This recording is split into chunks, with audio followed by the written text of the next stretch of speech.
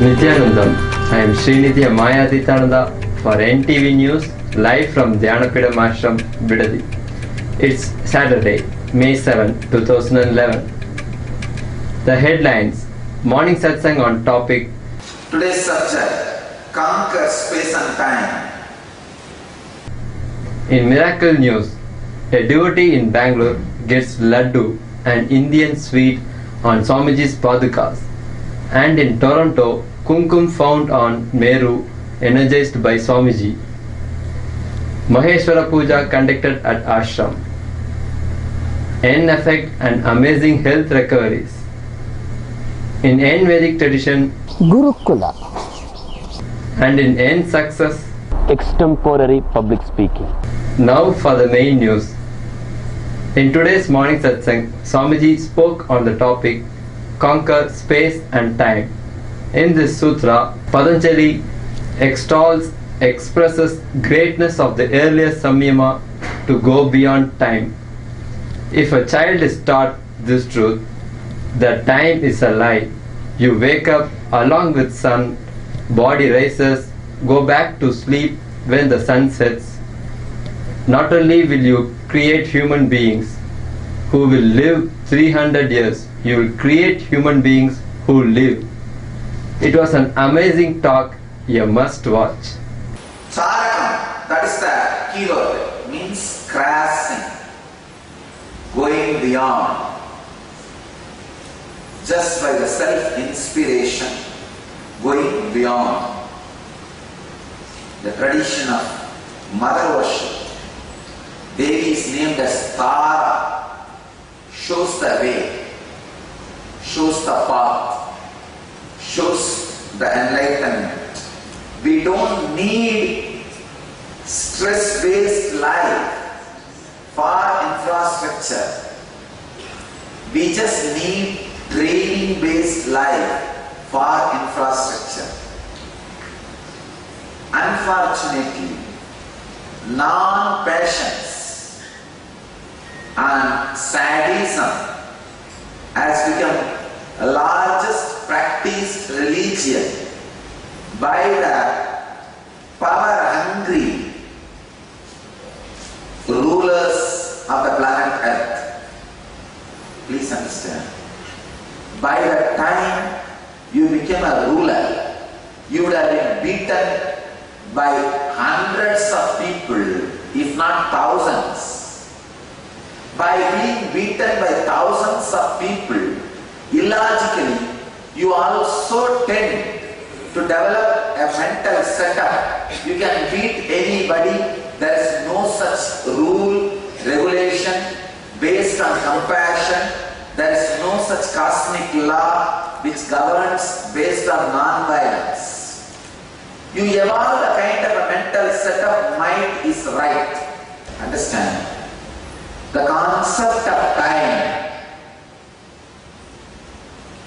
as taught to you by the human civilization is not for training you or rehabilitating you. It is just to imprison you.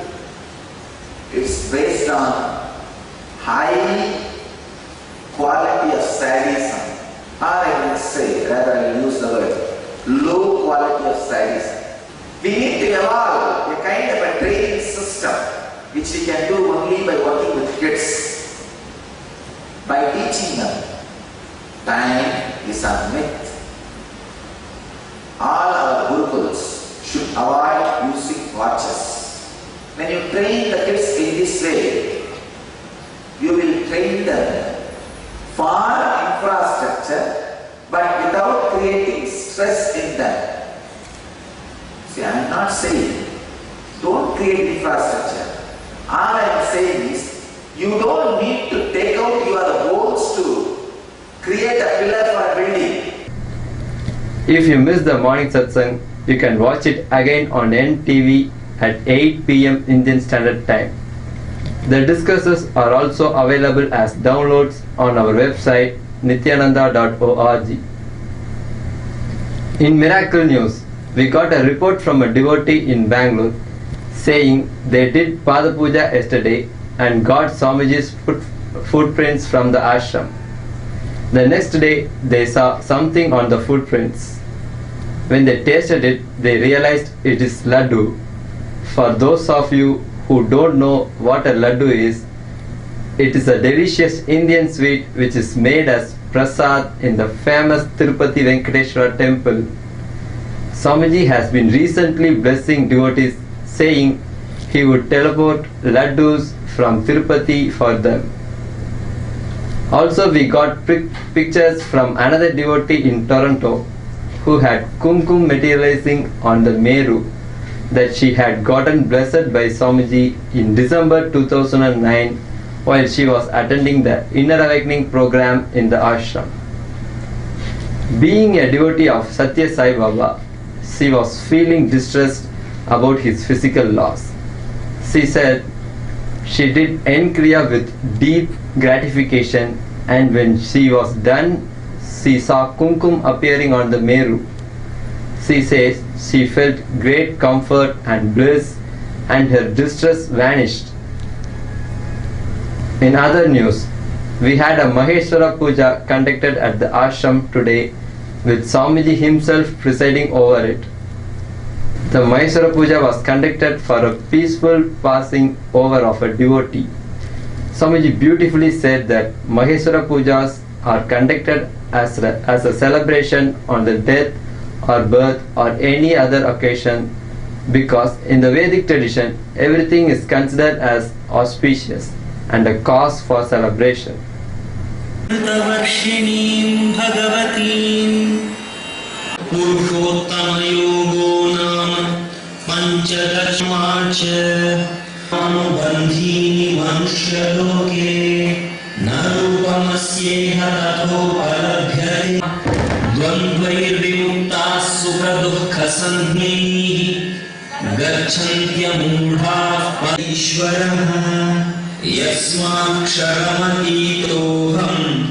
अक्षरादपि चोत्तमः अतोऽस्मि लोके वेदे च प्रथितः पुरुषोत्तमः यो मामेवमसम्मूढः. Maheshwara Puja is all about giving food to sannyasis and enlightened masters. If anybody passes away at home, or if somebody is getting married, or some good auspicious event is happening at home, in the Vedic tradition there's nothing called good or bad.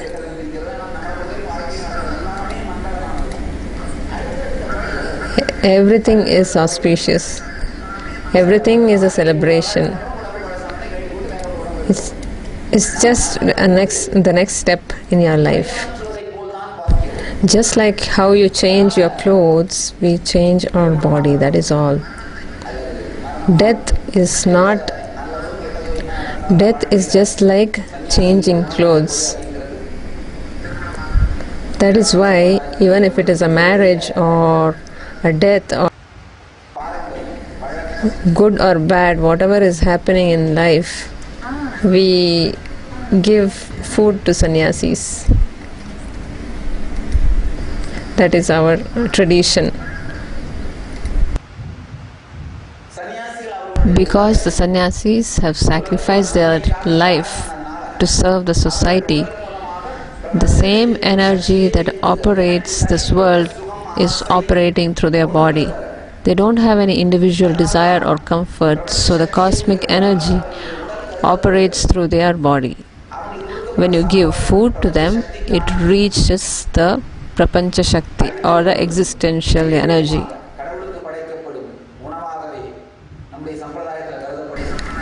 In our tradition, it is believed that it reaches God. That is why we have this tradition of giving food to sannyasis. For the Atma Shanti of the person who has passed away, for the soul to rest in peace. In Vedanta Sampradaya, Shiva is considered as a Guru. So for the Adi Guru Shiva, we are now going to offer puja, and after that we will be doing the Maheshwara Puja. Let us pray that his soul rests in peace. Let us start the Guru Puja.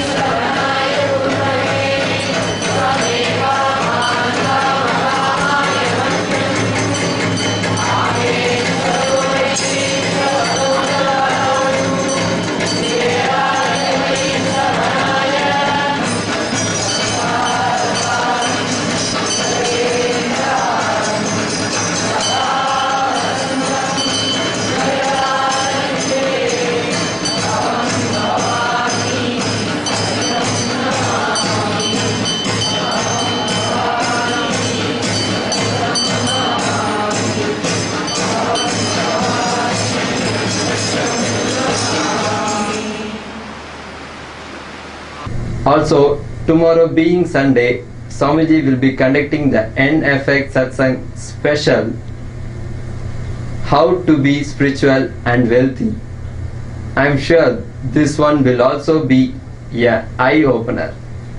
Do not miss this weekend's NFX. Get your friends and family so they also experience and enjoy the NFX. We have a short clip for you of an amazing recovery through NFX.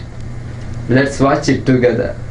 Hello, I'm Dr. Deborah Chance, and you're joining us again today for the health recoveries from the NFX, and we have amazing recoveries.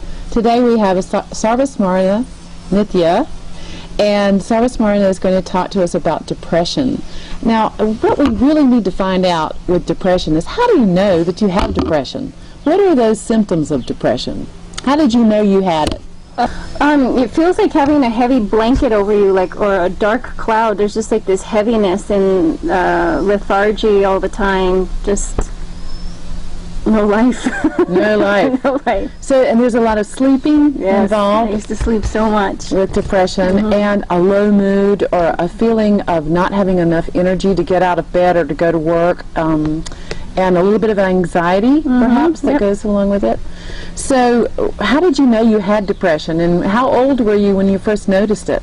I noticed it when I was probably in first grade, so it was I was probably 5 or 6. It was my first memory of just always feeling very low and not even being able to identify why. It was just there.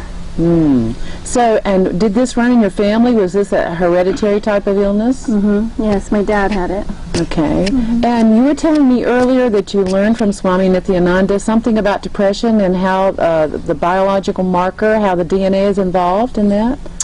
Swamiji said that only 30% of your genetics plays part in your DNA. So, for instance, if you have diabetes running in your family, or depression, or hypertension, or even cancer, only 30% plays that role. Wow, so if it's only 30%, what about the other whole chunk of percentage there? Where does that come from? I mean, what do you do with it? It's all self-induced, I believe. I believe that if you for instance, I'll just use diabetes. And so if you believe that your mother had diabetes, and then it's already programmed in your brain, my mom had diabetes, so I'm going to have diabetes, and so you start emulating your life in that manner, so that you start creating that situation in your own life. So what we're really noticing with the reconstructive theory of the biology of belief, that the research was really based on this whole concept of how the reality can be reconstructed based on your thinking and based on your programming. Would you say that Swami Nithyananda has helped you reprogram your biological functioning? Absolutely. Absolutely. I feel I feel like he installed new software and new hardware into my system. Wow. So before, how were you feeling, and now after, how are you feeling? Well, before, obviously, I was very, very depressed. Actually reached my point of my limit, and afterwards, it's just not there anymore. It's not there anymore. So it's totally evaporated. And at the point when you were at your lowest, was there an experience that you had that was an epiphany or an awakening, or can you talk about that? Yeah, I had been searching for about 20 years, and I tried everything. I tried alternative therapies, I tried different spiritual groups, I tried all sorts of healing techniques. I read every self-help book on the shelf. I did absolutely everything, and nothing worked. And everything that I tried only had sustaining value for maybe like 2 weeks, and then my depression was still there. Nothing, affirmations, nothing worked. Did you take Prozac? Yeah. I tried everything, allopathy, everything. And so I had a big milestone birthday, and I was so depressed afterwards, and I was like, this can't be my life. I'm not going to spend the rest of my life feeling like this. I just can't do it. I felt so exhausted and so depleted, so despondent with life. I just prayed so hard. I was like, if you don't do something, I'm just checking. I'm not getting out of bed. I just refused. I was just protesting. I'm like, I'm not getting out of bed again. That's it. I'm staying here. And 2 weeks later, Swamiji came to LA, and I went to go see him. So the minute I saw him, I knew that was my breath. So, you know, we talk about darshan and how actually 90% of the effect that recreates your physiology comes from the actual experience of the enlightened master, and only 10% comes from the practices. So did you have darshan with him, and did you immediately see an effect, in effect, after having his darshan or his sight?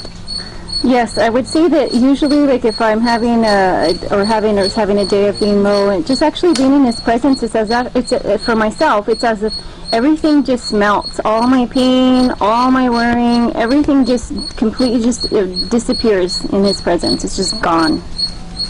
And so what you're saying is that it went away on that date, and then how long ago was that you experienced it? It was, I did LBE, and so 2010 I finished. When I went back to the United States, it was gone. I didn't even experience. So how many years has it been? 1 year. 1 year. Almost 1 year. And you have no depression after having it for what, 20 years? Oh, more than 20 years. More than 20 years. Yeah. So these are the types of recoveries that are happening at the Nithyananda Ashram. And what Nithyananda says is that, yes, you can get these types of recoveries through watching the videos, because he's doing regular transmissions. And people can go to the satsangs or the centers, but that the highest and the most effective results happen when you come in person. So we're highly encouraging everyone to experience the energy field, the direct experience of the enlightened Master Swami Nithyananda, because the results are so profound. In depression, in insomnia, in anxiety, in heart palpitations, in tinnitus or ringing of the ears, amazing recoveries are happening in all of these areas because of the simple influence of an enlightened avatar. So we highly encourage everyone to come to the 21-day course that's coming up soon. And thank you, Sarvasmarna, for your wonderful testimony. That's great. And that is all from us for tonight. Before we end our news, let's hear a quote from Swamiji. A rich person is one who is enjoying everything around him continuously. Thank you for joining us, and tune in for tomorrow's updates on NTV Nithyananda.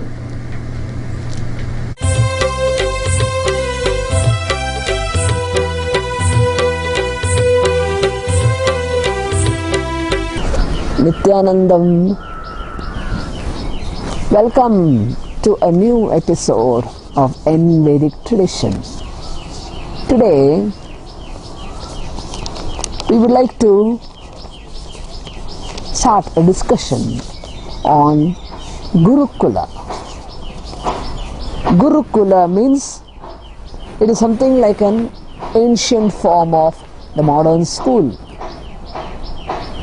Modern school, for the man of the modern society, it may be the right way in which he can educate a child. But there were other ways of educating children, and there were other methods of approaching a child to make him a wholesome, enlightened being.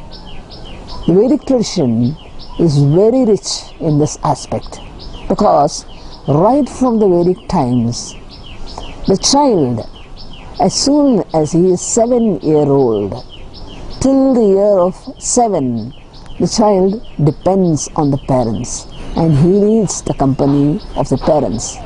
Once he is 7-year-old, the Vedic period, the parents conducted the Yajnopavita ceremony, and that too, that ceremony was done by an enlightened master, and then the child was handed over to the enlightened master to live with him, to be with him throughout. He leaves the parents and comes and lives with the master in an ashrama or a gurukula. It is like the ancient form of residential school, but there were a lot of differences. The Gurukula Vasa will always, the child would start its education with an enlightened master. So that itself is a major difference. So the master inculcates into the child right from his beginning, impressionable age, he inculcates the ideas, the great truths that are embedded in the Vedic literature.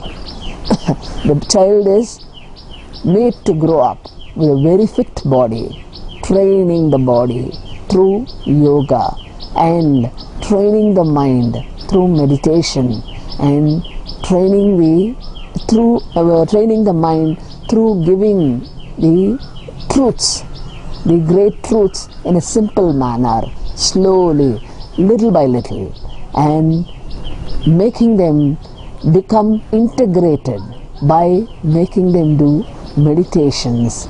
And all these are the practices that a child had to undergo.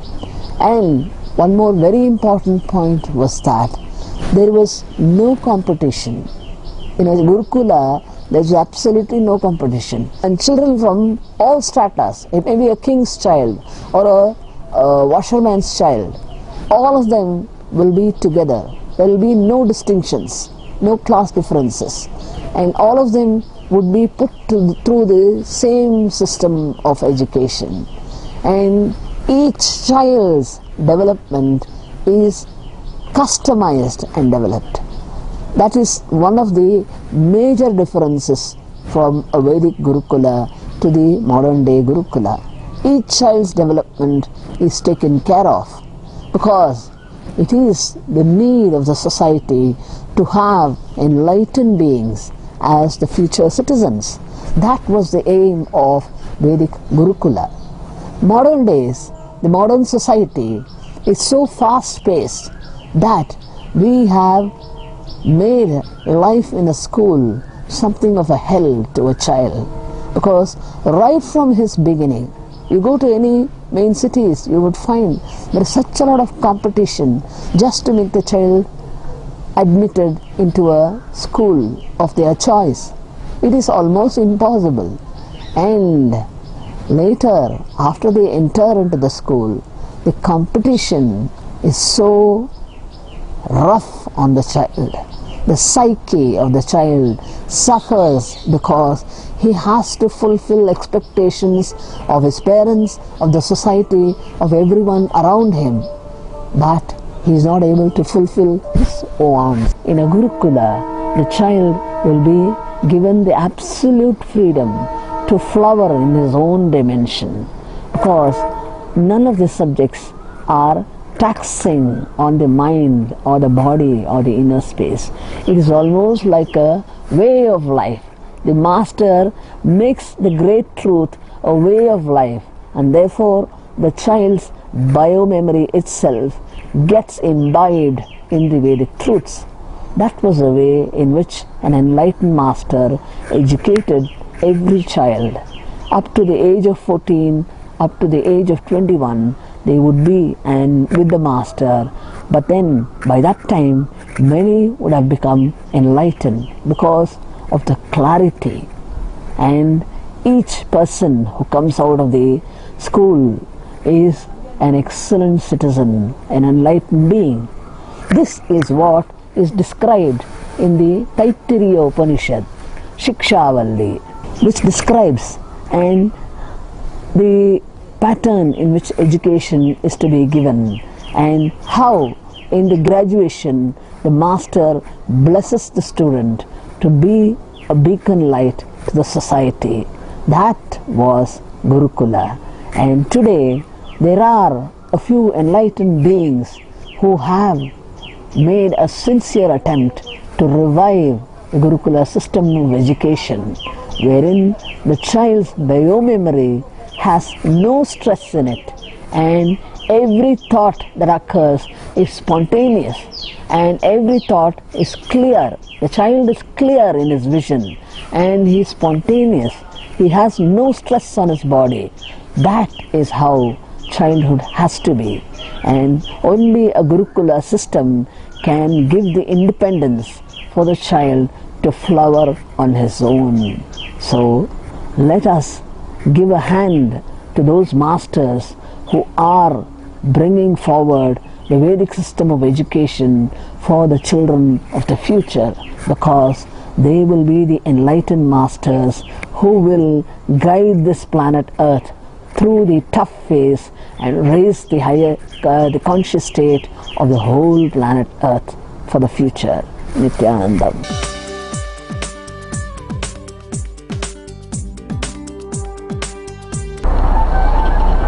Nityanandam. Today's topic, extemporary public speaking. A wonderful topic. There are two kinds of training. First is traditional professional training. Second is your natural self-expression. In the first kind of training, where the public speaking is given in a systematic way, step by step, in a systematic way. How a medical rep comes and inspires a person, how a receptionist inspires a person. The same way, as a speaker, when you stand in a podium, you will be able to inspire the people by applying few logics, by applying few tactics of the mind, by applying few traditional ways of expression. That is called traditional professional training. There is another way, your natural self-expression. Without any great preparation, just you are going there and sharing your self, sharing your experience, practically sharing yourself with the people with confidence. That is what called as extemporary public speaking. Really, the second one is a rare one. Even though it is a rare one, it is a possible one for each and every human being if they are provided with that ambience. If you see our master Paramahamsa Nityananda, he delivered discourses more than 8,000 hours. We are all living around him. Never we have seen he prepares any notes or hints, but he delivers great truths. He delivers the cosmic revelations. He delivers what the cosmologists and what the quantum physicists and what is the latest scholars are explaining. He's just delivering. How could it possible? If you see from where it comes from the source of the intelligence with lots of confidence. By professional training, you will gain step by step confidence, and then from that training, from that confidence, you will be able to deliver that trained content. In that case, content will drive you. In the case of extemporary public speaking, from the very confidence, you will deliver the content. You will drive the content. Your experience will drive the content. Only in those situations, only in those expressions, there is an extraordinary touch. There is an extraordinary spirit is just floating in the words, just floating in the sentences, just floating in the expressions. Whether you are a atheist or whether you are a theist or whether you are a scholar, whomsoever you may be, one thing you cannot deny. If you see the enlightened masters' words, their sentences, their quotations, their conversations, their concepts, something extraordinary touch is there, something extraordinary punch is there. But if you see, many of them are so ordinary. See Ramakrishna, see Ramana Maharishi, they are not professionally trained corporate executive. They don't have that kind of caliber, but still something extraordinary is there with them. What it is? That is what the confidence which comes from the source of intelligence. When your source of intelligence is awakened, even if you have a glimpse, that's enough. From that glimpse, the confidence which you have, that will make you to deliver new contents. If you have professional training, good. From that professional training, you will be able to deliver the content which is already well defined. Only well defined content you will be able to replicate. You will not be able to share yourself. And apart from all those things, in that professional training, you will be just repeating like a wonderful parrot. Maybe a parrot of Singapore. But you will be repeating it. That very public speaking will not transform you. It may bring little revenue value. It may make you to present yourself little harsh or decent. It may give little command over language. Only that much it can do to you. But in case of extemporary public speaking, in each option, in each possibility, in each expression, you are expanding, you are growing, because you are not driven by the content. The content is driven by you. You are not just delivering something because it has to be delivered. You are delivering something because you have something. You have to deliver something because you have to deliver is a drive. You are delivering because you have something. It is not a drive. It is a contribution. It is an offering. It is a blessing. The extemporary public speaking always happens in the master's life.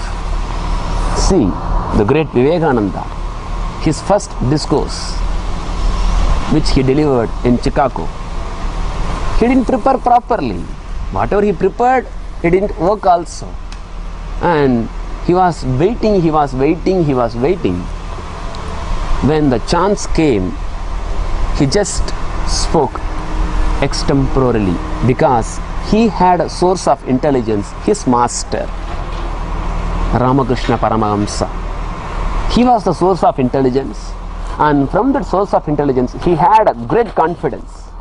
From that confidence, he was able to deliver the extemporary speech which was acknowledged by all the dignitaries and all the VIPs representing each country. It has become a historical record. Just see the latest version of extemporary public speaking expression, Paramahamsa Nityananda, who delivered more than 8,000 hours discourse without even any preparing. Do you know his first corporate workshop ever conducted? First corporate workshop happened in the Microsoft Center, the main center of Microsoft. There he conducted his first corporate workshop. Extemporary delivery. He never had any corporate training. He never had any corporate experience. But there were so many corporate disciples where his devotees. They used to come and get blessings. When they get blessings, naturally they will not teach to him. He will not have any opportunity to learn from him, learn from them. At the maximum, they will learn from him. A person who doesn't have even a smell of corporate life delivered his first corporate workshop in Microsoft company, the main center, and it had a very great welcome. How could it can happen? It can happen when you know the art of extempore public speaking. And apart from all those things, I am a witness. I don't have a great extraordinary skills, but yet my first public speaking experience in the public, we conduct lots of small programs in our ashram, in our halls.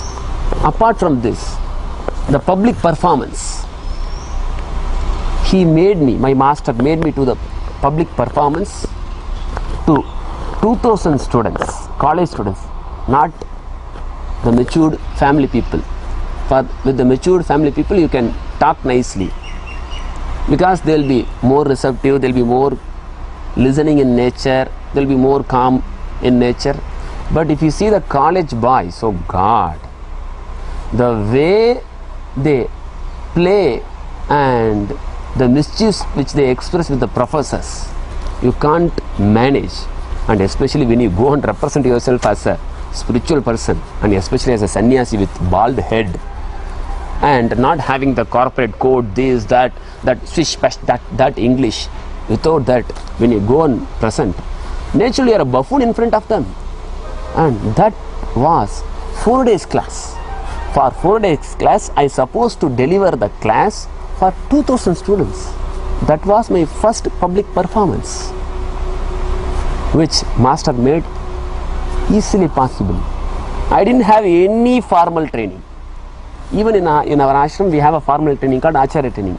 Even I was not attending that, because at that time no Acharya was there, only Swami. After then only 2-3 people were there. I didn't have the opportunity to have even the simple training.